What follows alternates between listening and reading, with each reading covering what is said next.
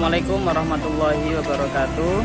Kami dari kelompok 4 akan melaksanakan observasi di SD Tabita Puri dengan tema pengelolaan lingkungan belajar dengan anggota saya sendiri Mukhlasin, dan ini teman saya Muhammad Zulfikar Maulidi, ini teman saya Andika Zulkarnain, Saya Diana Lestari. saya Sultan Mayantaka. Saya Dewi Kurnia. Dan yang terakhir saya Zafira Sofia Delasvia. Mari ikuti kami.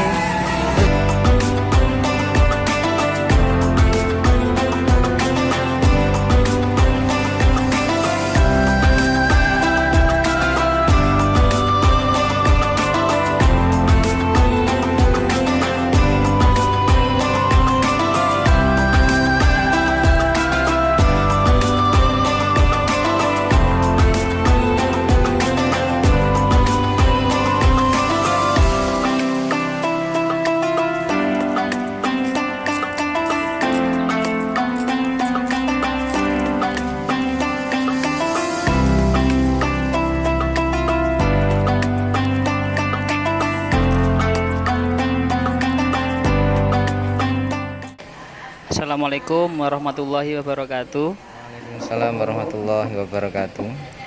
Ini kami dari mahasiswa Ibrahimi akan mengadakan observasi di SD Tabita Puri, Bapak. Itu dengan tema pengelolaan lingkungan belajar. Ini anggota kami, saya sendiri Mukhlasin. Dan saya sendiri Sultan Mayantaka. Saya Andika Zulkarnain. Saya Zafira. Dewi Kurnia.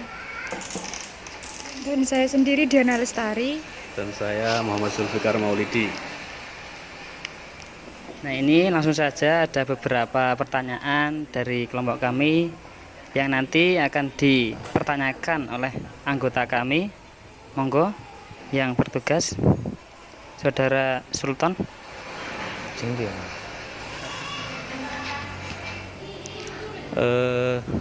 Terima kasih. Saya mau bertanya, bagaimana cara Bapak menciptakan suasana pembelajaran yang menarik dan menyenangkan sehingga bisa berjalan secara efektif dan kondusif? Terima kasih. Bagaimana kita menciptakan suasana yang kondusif, kemudian lingkungan belajar yang menyenangkan, tentu saja akan diawali dari bagaimana kita memahami dunia anak-anak itu bagaimana, kemudian fasilitas apa yang dibutuhkan dalam dunia anak-anak, dan kebutuhan yang memang sesuai dengan umur, ya, sesuai dengan tingkat pendidikannya, yaitu ketika sesuatu itu dipenuhi, tentu saja hal itu akan menyenangkan karena sesuai dengan tingkat perkembangannya. Di antara yang kita ciptakan adalah bagaimana suasana yang menyenangkan. Kita ciptakan anak-anak ada fasilitas belajar tidak hanya di ruangan, karena dunia anak-anak itu juga luas, kan begitu, dengan banyaknya karakter juga mempengaruhinya. Oleh karena itu beberapa fasilitas kita sediakan. Kemudian untuk mengeksplor bagaimana anak bisa menyalurkan bakat minatnya juga kita sediakan. Di antaranya kalau kita di pembelajaran, tentu saja di pembelajaran kita kan menggunakan pendekatan-pendekatan Montessori, sesuatu yang real, maka kita berikan fasilitasnya. Kemudian kita ciptakan suasana belajar dengan memberikan ruang bagi anak untuk belajar, diantaranya tidak hanya di ruangan tetapi di tempat yang sesuai dengan materi yang diberikan. Contohnya anak mempelajari di komunitas atau di kehidupan hewan, maka kita ajak di tempatnya hewan-hewan itu berada. Sehingga di populasinya itu hewan itu bagaimana berkembang biak dan lain sebagainya. Contoh, kita ajak anak juga ke sawah, tentu saja tetap dengan pendampingan, sehingga itu menjadikan suatu lingkungan belajar anak yang menyenangkan karena sesuai dengan materi yang kita berikan. Kemudian tingkat pemahaman anak juga kita harus pahami, karena anak-anak dengan suatu yang abstrak, tentu saja kalau kita usia SD anak-anak masih kesulitan dengan sistem pendidikan yang abstrak seperti itu. Untuk fasilitas yang lain ya mungkin di kelas ya harus ada fasilitas yang mendukung, seperti tempat duduk yang sesuai, sehingga tempat duduk pun kita sesuaikan. Kalau anaknya anak kelas 1 contohnya ya di tingkat perkembangan fisiknya itu beda dengan anak kelas 6, tempat duduknya juga kita bedakan karena itu menjadi suatu kenyamanan bagi anak yang sedang belajar. Itu mungkin salah satunya itu, dan mungkin banyak lagi lah. Kalau kita di lingkungan kita ciptakan lingkungan yang hijau, bagaimana udara sejuk, kemudian sirkulasi di tiap ruangan yang sangat memadai ya, sehingga kita banyak menggunakan ventilasi yang mudah angin itu masuk dan angin keluar, mungkin seperti itu, sehingga keadaan di ruangan tidak istilahnya kalau orang Jawa itu nggak ungkep gitu ya, sehingga dalam anak-anak belajar merasakan kenyamanan begitu. Itu diantaranya seperti itu. Baik Pak, melanjutkan pertanyaan yang nomor 2 nggih. Bagaimana sistem pengelolaan lingkungan belajar di sekolah atau SD Tabita Puri ini? Nggih. Terima kasih. Ya, sistem pengelolaan kita di setiap awal kita perencanaan ya, setiap ganti tahun pembelajaran kita rancang bagaimana sistem-sistem lingkungan pembelajaran, yaitu diantaranya ya kebersihan, kemudian kenyamanan, keamanan, dan seterusnya.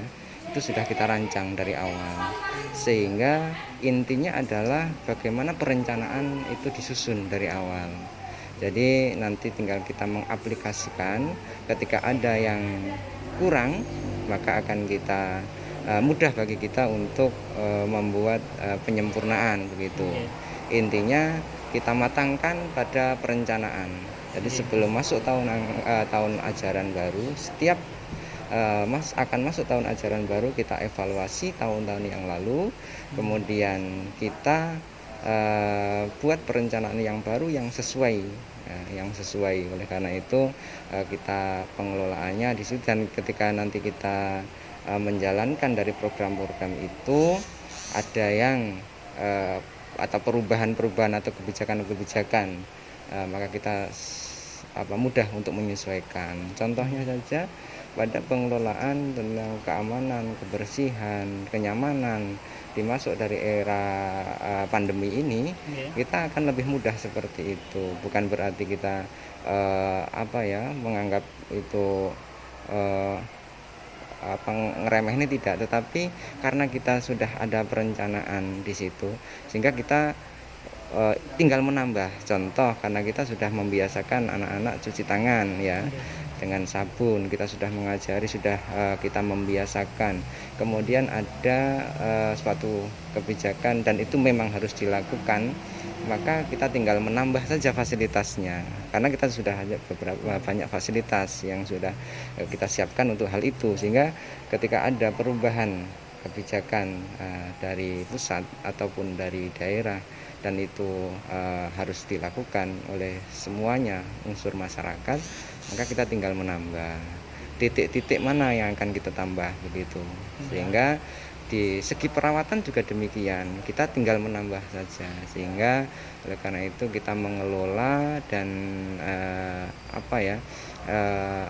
istilahnya dari perencanaan kita matangkan begitu. Intinya pada perencanaan harus benar-benar matang sebagai jalur pijakan awal ya, yang akan kita buat dalam pelaksanaannya begitu. Baik, untuk yang ketiga, fasilitas apa saja yang disediakan oleh sekolah untuk kenyamanan siswa di dalam kelas? Untuk kenyamanan siswa dalam kelas, Pak. Jadi fasilitas yang diberikan untuk kenyamanan siswa dalam kelas, mungkin kalau kita bicara unsur yang sangat dekat, yaitu tempat belajar ya.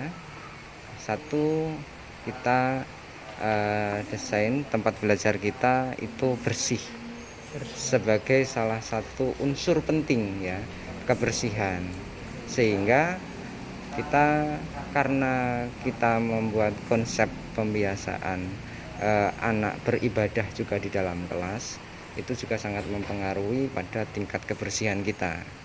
Karena tentu saja prasyarat untuk sahnya ibadah kan dengan tempat yang suci ya.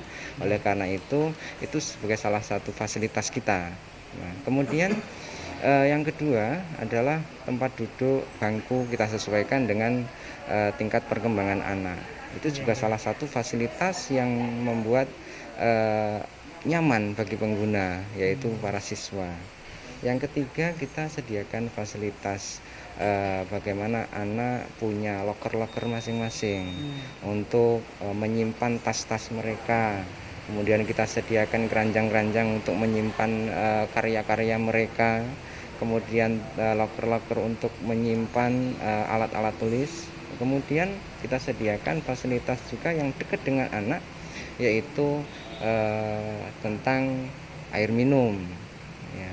Kemudian dengan perlengkapannya tentu saja, karena kita memang menerapkan bahwa anak-anak selama di sekolah sebagai tanggung jawab warga yang ada di sekolah, termasuk guru, anak-anak itu harus mengkonsumsi sesuatu yang sehat, diantaranya air putih, sebagaimana yang sudah kita tahu bahwa fungsi dan manfaat dari air putih sangat bagus untuk mendukung dalam arti proses kesehatan, terutama di pembelajaran ya, seperti itu. Dan fasilitas-fasilitas lain diantaranya kita mengakses, anak-anak akses untuk ke kamar mandi kita dekatkan, sehingga kita buat atau kita desain anak-anak tidak jauh dari kamar mandi. Tentu saja dengan perawatan yang harus ketat, dalam artian perawatan kamar mandi, lantai itu kita setiap hari kita bersihkan, kita pel di beberapa hari, 3 hari sekali kita pel ya kita, sehingga fasilitas itu akan kita tingkatkan dengan adanya petugas kebersihan ya. Itu mungkin banyak fasilitas. Kemudian ketika tentu saja kalau itu membutuhkan ventilasi yang harus lebih baik ya kita berikan. Tapi sementara ini apa yang sudah kita konsep untuk masalah ventilasi sudah bagus ya, sehingga tidak membutuhkan kipas angin dan sehingga kita tidak, memang konsep kita tidak AC, mungkin begitu ya fasilitas kita berikan, karena kita ingin yang suatu yang alami, apalagi didukung oleh lingkungan kita yang mungkin masih asri seperti ini. Mungkin itu.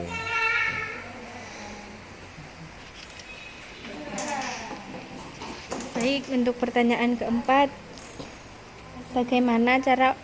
bagaimana upaya untuk menjaga sarana dan prasarana sekolah ini, Pak? Kalau saya dipotong aja kan dia cara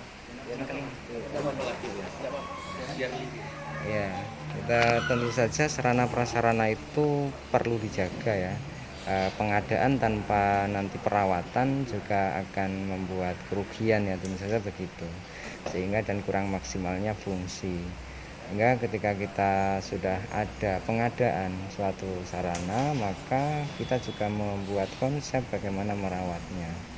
Di antaranya fasilitas yang ada di sini ada fasilitas luar kelas dan dalam kelas, dan kemudian ada fasilitas secara umum lingkungan, yaitu kita sudah bagi beberapa petugas yang merawat, baik itu dari unsur guru ataupun itu dari unsur tenaga kebersihan. Oleh karena itu kita sudah buat jadwal rutin bagaimana petugas kebersihan itu harus pel harus merapikan peralatan, kemudian harus di lingkungan luar sekolah kita lingkungannya masih ada pohon-pohon ya. Bagaimana sistem keamanan, yaitu kita adakan per 1 bulan itu ada perempesan daun-daun kelapa dan di pohon-pohon yang ada di lingkungan sekolah. Tentu saja perawatan itu sebagai bentuk pendidikan pada anak juga melibatkan pada siswa, karena merawat sesuatu yang sudah ada sebagai fasilitas sekolah, ketika kita melibatkan siswa, sama halnya kita memberikan edukasi, pendidikan, karakter ataupun pembiasaan anak akan merawat apa yang dia miliki, merawat apa yang dia butuhkan, begitu, sehingga anak-anak pun akan kita arahkan, kita dampingi untuk membuat jadwal bagaimana anak-anak merawat sesuatu yang dia miliki dan sesuatu yang digunakan secara umum, begitu.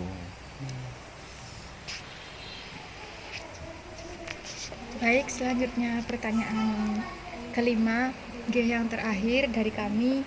Jadi selain yang sudah ditanyakan oleh teman-teman tadi, di SD Tabita Puri ini apakah proses belajarnya itu hanya di dalam kelas saja atau juga bisa dilaksanakan di luar kelas, Pak?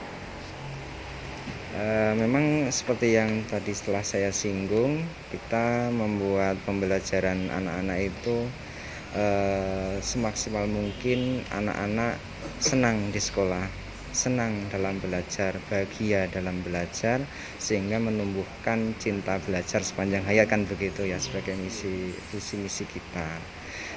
Didukung oleh fasilitas yang kita berikan. Kita selain dari fasilitas kelas, juga ada fasilitas yang mendukung, mungkin dari kita secara IT kita juga sediakan bagaimana fasilitas itu seperti proyektor dan lain sebagainya ya, berkaitan dengan IT ataupun laptop, komputer kita sediakan. Anak-anak juga dengan berbagai macam gaya belajar mereka, beragam cara belajar mereka, tingkat tingkat untuk konsentrasi mereka dalam belajar itu juga menentukan, dalam artian menentukan salah satu dari pertimbangan kita membuat konsep belajar tidak hanya di dalam kelas, karena beberapa anak bisa belajarnya dia di ruangan. Beberapa pertimbangan belajar tidak monoton. Satu lagi, pembelajaran itu kita sesuaikan dengan apa yang kita pelajari, sehingga kita sekian persen belajar di dalam ruangan, sekian persen belajar di luar ruangan, dan sekian persen kita keluar dari area sekolah, dalam arti kalau itu memang itu dibutuhkan, kita sesuaikan dengan materi yang ada. Kita ke dinas pertanian, kita ke dinas perikanan, kita ke tempat-tempat ibadah yang ada di Indonesia ini. Kalau kita lingkup di kabupaten itu sudah bisa kita jangkau 6 tempat ibadah, ya kita cukup di Banyuwangi.